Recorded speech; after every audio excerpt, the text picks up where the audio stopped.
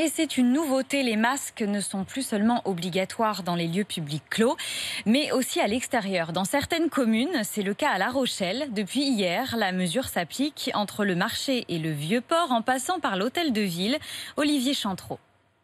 Dans le centre-ville de La Rochelle, masque sur le visage, touristes et habitants apprécient diversement la décision du maire. Je le comprends parce qu'il y a beaucoup de monde, mais je me dis de tous les endroits publics, le port c'est l'endroit qui est le plus aéré. Je sais pas si c'est l'endroit en priorité que j'aurais mis obligatoire. Le port c'est un endroit hyper fréquenté, il y a beaucoup de personnes, donc vu qu'on peut pas réellement garder les distances avec les personnes, c'est mieux qu'il y ait le masque. Gérant du bistrot du port, dans une rue étroite du centre, Bernard Monnier ne cache pas sa satisfaction. On a été fermé pendant 2 mois et demi, on n'a pas envie de refermer. On a encaissé le premier coup, le deuxième coup serait fatal pour beaucoup d'entreprises. Donc je pense que de ce côté-là, c'est une sage décision. Même s'il n'y a aucun foyer de contamination en Charente-Maritime, le maire de La Rochelle, Jean-François Fontaine, applique le principe de précaution. Le soir, sur le Vieux-Port, l'après-midi dans nos rues, on a un monde fou, des gens qui se croisent de très près. Vous imaginez si jamais nous avions un cluster, la catastrophe pour nos bars, nos restaurants, nos équipements touristiques. Donc je préfère imposer ce masque que de prendre le risque du développement d'une pandémie sur la ville de La Rochelle. Jusqu'à la fin du mois, les polices nationales et municipales ne verbaliseront pas,